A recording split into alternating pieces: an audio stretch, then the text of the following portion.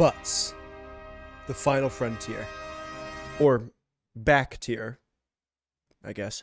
There is no one single move that will generate the largest glute. The single common trait that follows all glute growth is lifting heavy and often. You can do every single lift that targets every single leg muscle, but if you're not lifting heavy enough, you're not going to develop that fat peach. Now, I don't think that people who are claiming a single move is responsible for giving them their butt are liars, but they are either using anecdotal evidence to trick themselves into thinking they're special, or are genetically gifted and we're just naturally gonna look more like a Pixar mom compared to the rest of us normies. Or there's the third option where they're using steroids and not telling you, but we'll play along and just give them credit for those first two. Now, with all that being said, let's go over my favorite glute workout. It looks like the arrow's going inside of the butt. That's upsetting. Hip thrusts are my third favorite leg workout, aside from squats and deadlifts. The reason they're my third favorite is because squats and deadlifts use a lot of different leg muscles, and since they use so much of the leg, they are a very productive workout to do. Your hip thrusts are different because they're almost going to exclusively use your glutes. But I think that's great because slowing things down and just focusing on one muscle group is a really fantastic way to make sure you're tackling exactly what you want. So let's go over the hip thrust. Also, I'm going to be demonstrating this with a barbell. However, the rules are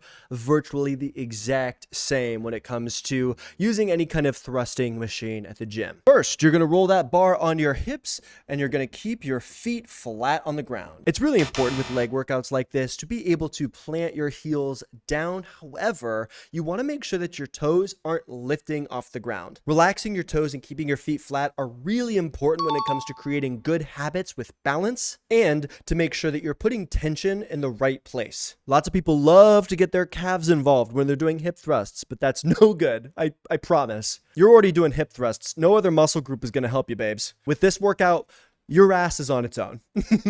Literally, your ass. It's the glute. You get it? Anyway, next, you're going to put your back against the bench. I like to lean against the bench with my shoulder blades just sitting on top of where the padding is. That tends to give me the most comfortable space for me to lift. Sometimes it takes people a little bit of time to adjust to where exactly they want to be. So if you don't know, just pick a lighter weight and test different spots on your back. You'll find exactly where you like to be. Last, we're going to lift those hips up. We're going to create a straight line from our shoulders to our knees, and we're going to flex our cheeks like we're holding a coin in between them. Once you finish that flex, you're going to lower your hips back down to where you started, and you're going to start the whole thing over again. Now, let's get into the more spicy details. 1, connect through your heels. As I said before, you should be pressing down into the earth. If your pressure is going out and you find your feet sliding, bring your feet back in, which brings me to my next point.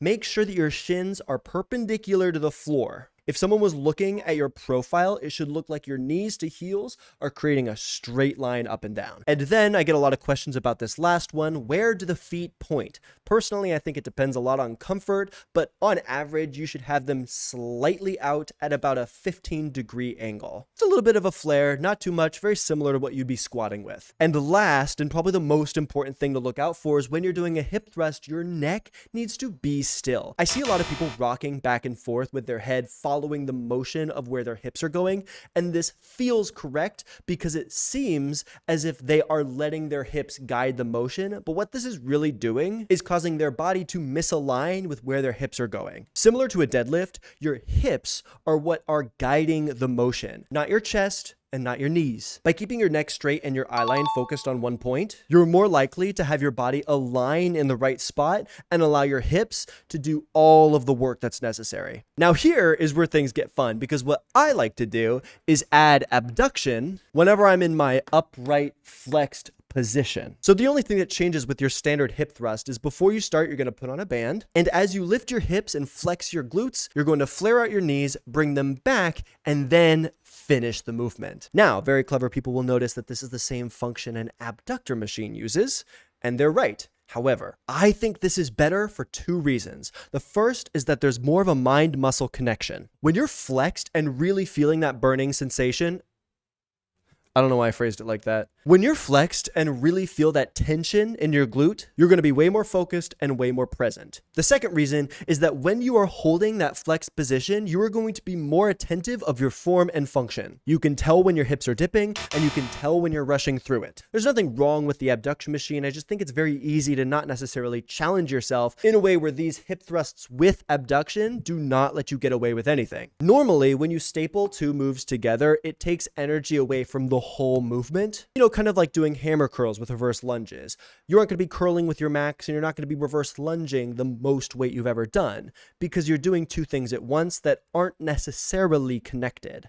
However, because these two movements work the same muscle groups, you're benefiting from their addition because they're activating more muscle. Now, if a hip thrust is too intimidating or a machine is not available at the gym, no problem, I have a substitution for you. Come on, you didn't think you're going to get off that easy, did you? I'm talking about the single leg hip thrust. Some people do these with benches, but I like to do these on the floor. I think they're more effective and they get more of a stretch. So what I do, you want to get your leg as high as you can, almost perpendicular to the floor so that it's applying the most weight to your hip possible. You're going to press your hips up.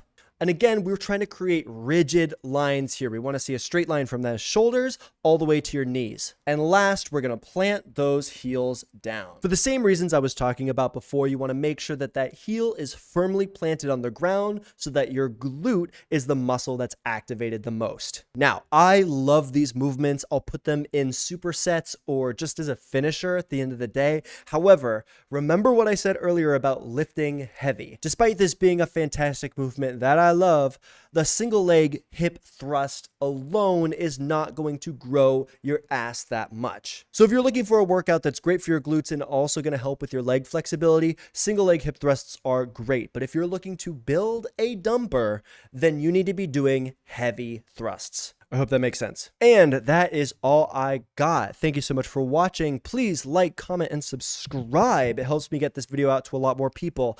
And as always, if you have any questions or were confused by anything I was saying, put it in the comment section down below. I'd be happy to answer you. Thank you again. Have a wonderful rest of your day, and I will see ya next time.